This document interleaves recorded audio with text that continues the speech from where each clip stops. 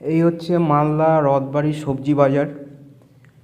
তো সবজি বাজার, এখানে সব রকম সবজি পাওয়া যায়। তো সকালবেলা সবজি বাজারটা লাগে, পুরো দিন থাকে, রাত অবধি বাজার লাগা থাকে এখানে।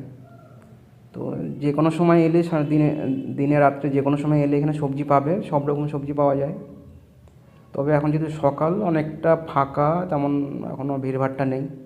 যত বেলা গড়িয়ে যাবে প্রচুর ভিড় হয়, এখানে হাঁটা চলাই মুশকিল হয়ে যায়। তো তবে এখানে একটু দেরি করে এলে জিনিসপত্রের দাম সকালে বা দুপুরে যেরকম থাকে তার থেকে একটু কমে পাওয়া যায়। যেমন সন্ধ্যার দিকে এলে পরে অনেকটাই কমে পাওয়া যায়। তো এখন সবে তো বাজারটা লেগেছে সকালবেলা।